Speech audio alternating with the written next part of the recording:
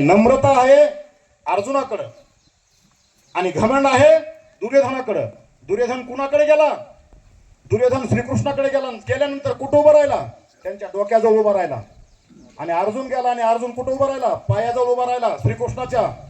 आणि पायाजवळ उभा राहून ज्या वेळेस श्रीकृष्णाला जाग आली, श्रीकृष्ण झोपलेले होते, श्रीकृष्णाला जाग आली आणि श्रीकृष्ण उठल्या उठल्या साहजिकच झोपेतून उठल्यानंतर अगोदर नजर कोणाकडे जाते? आपली पायाकडे जाते. पायाकडे कोण उभा होता? अर्जुन. आणि श्रीकृष्ण म्हणले, अर्जुना युद्धामध्ये तुला काय पाहिजे माग? युद्धामध्ये काय पाहिजे माग? म्हणल्या पाठीमाग उभा राहिलेला दुर्योधन शांत कसा राहील? त्याचं नावच दुर्योधन ठेवलंय ना मायबापानं. त्याच्यामुळे नाव ठेवताना विचार करा. मुलाचे नाव सात्विक ठेवा. मी बघा, मोठ्या मुलाचं नाव ज्ञानेश्वर, 2 नंबरच्या मुलाचं नाव ऋषिकेश आणि 3 नंबरच्या मुलाचं नाव शिवानंद. हे मायबापाचे संस्कार असतात. आणि अभिमानानं सांगतो की संत ज्ञानेश्वर, संत तुकाराम यांचा जो वंश आहे त्याच वंशाचं रक्तही आमच्या वंशामध्ये आहे आणि ते असलंच पाहिजे हे अभिमानानं सांगावं लागतं. आपण वारकरी संप्रदायाचे आहोत. आता कुरुक्षेत्रावरती युद्ध करायचंय. पायाजवळ उभा कोण राहिलाय? कोण राहिलाय? सरपंच अर्जुन. आणि श्रीकृष्ण सांगतात, अर्जुना काय पाहिजे माग? त्यावेळेस दुर्योधन सांगतो, दुर्योधन म्हणतो, अरे मी अगोदर आलोय ना, माझी मागणी प्रथम मान्य करावं लागेल देवा. तुम्हाला अधिकार नाही अर्जुनाला तुम्हाला काय मागण्याचा. अगोदर मी आलोय. आणि त्यानंतर सुद्धा अर्जुन शांत राहतो. आणि अर्जुन सांगतो, हरकत नाही, तुम्ही अगोदर आलात ना, तुमची मागणी अगोदर, चला आम्ही नंतर. काय हरकत नाही, माघार घ्यायला शिका. काय होत नाही माघार घेतल्यानं. आणि मग दुर्योधनानं सांगितलं, अर्जुनानं श्रीकृष्णानं सांगितलं किंवा काय पाहिजे माग. त्यावेळेस दुर्योधन म्हणाला, मला तुम्ही नकोय. कारण यांनी शपथ वाहिली की मी जरी युद्धाला आलो तरी न धरी शस्त्र मी हाती. आता माझं वय 92 वर्षे, मी म्हातारा झालोय, मी थकलोय आणि मी शस्त्र हातामध्ये धरणार नाही. आणि जर तू शस्त्र हातात धरणार नाहीस, तुला युद्ध करायचं नाही, तर मला सुद्धा तुझी आवश्यकता नाही, असं दुर्योधनानं सांगितलं. आणि त्यांची नारायणी सेना, त्या सेनेची मागणी दुर्योधनानं केली. आणि झालं ना मग पार्थच्या म्हणजे अर्जुनाच्या मनासारखं. आणि अर्जुनानं सांगितलं, हरकत नाही, मला माझा श्रीकृष्णच पाहिजे.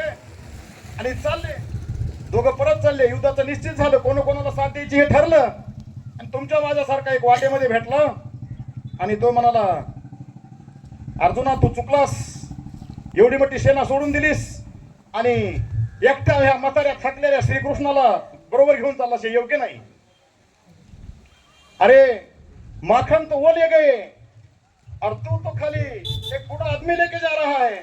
असं म्हणल्यानंतर त्यांनी सांगितलं, माखन बी मीच आणलंय, माखन चोर बी मीच आणलाय, त्यांनी फक्त ताकन ते दहीच घेऊन चाललाय, त्याच्याजवळ काहीच नाही सांगितलं, असं अर्जुनानं सांगितलं.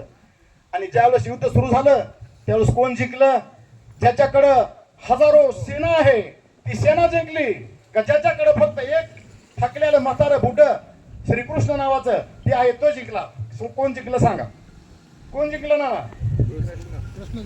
श्रीकृष्ण पांडव. कारण जिकडून श्रीकृष्ण आहे विजय हा त्याचाच होत असतो. जिकडून दुर्योधन आहे, जिकडून घमंड आहे, ज्याच्याजवळ गर्व आहे, त्याचा विजय कधी होत नसतो. जीवनामध्ये जीवन जगत असताना नम्र राहा. आणि याच्यातून एक बोध घेतला पाहिजे, हजारो सेना कामाची नाही तर एक श्रीकृष्ण कामाचा आहे. कशामुळं? त्याच्याकडे ज्ञान आहे. तो ज्ञानवंत आपल्या बरोबर असला पाहिजे.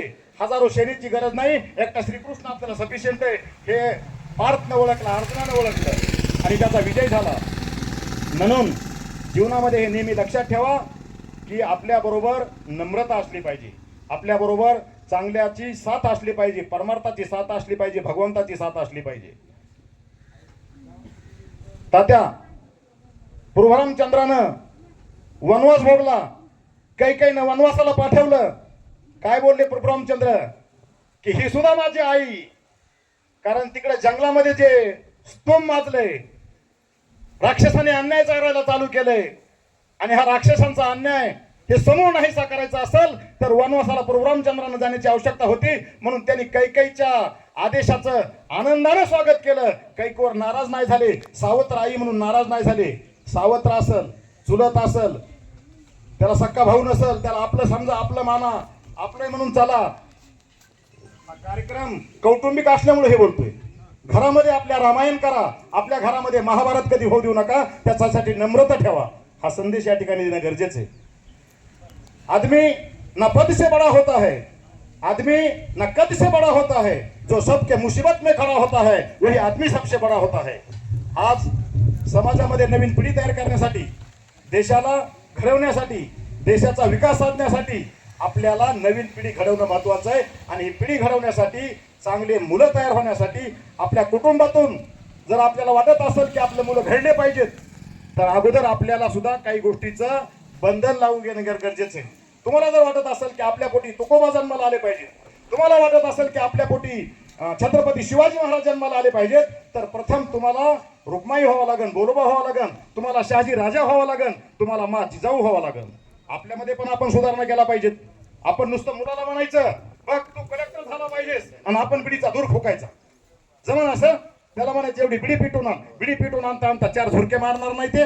मी सुद्धा मारले होते ज्यावेळेस माझे आजोबा आले होते.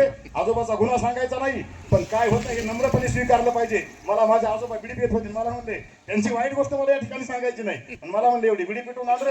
बिडी पिटून आणता आणता 4 झुरके मारले. कसं होते कळलं तर पाहिजे ना. त्याच्यामुळं संगत चांगल्याची धरा. म्हणून मी नेहमी सांगत असतो, सत्संग में विना कुछ किए उन्नती होती है और कुसंग में विना कुछ किए पतन होता है. चांगल्याची संगत धरली, चांगल्याच्या संगतीत राहिलात तर जीवनामध्ये यश संपादन केल्याशिवाय राहणार नाहीत. यशाची माळ ही तुमच्या गळ्यामध्ये पडल्याशिवाय राहणार नाही. म्हणून चिकाटी, कमिटमेंट, जीवनामध्ये माणसानं कमिटमेंट केली पाहिजे की मला काय घडायचंय याचा निर्णय अगोदर घेतला पाहिजे. चुकलं तर हरकत नाही. चुकल तुमचं, एकदा चुकल, दोनदा चुकल, तीनदा चुकल, पण चुकल्याशिवाय तुम्ही शिकणार नाहीत. म्हणून निर्णय घेतला पाहिजे. मोठं होतं कोण? प्रगती होती कोणाची? जे निर्णय घेतात ते, जे चुकतात ते. चुकलंच पाहिजे, माणसानं व्यक्त झालंच पाहिजे, बोललंच पाहिजे. आपले माणसं आहेत, जे रुचल ते घ्या, जे नाही रुचल ते सोडून द्या. आपलेच ना आपण, आपल्या माणसाला आपणच सांभाळलं पाहिजे, आपल्या माणसाला आपणच मोठे केले पाहिजे.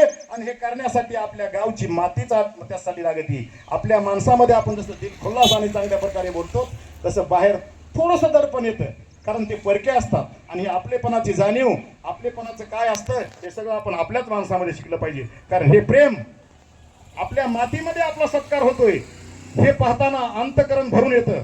आणि मग या ठिकाणी संत तुकाराम महाराजाचा अभंग आठवतो.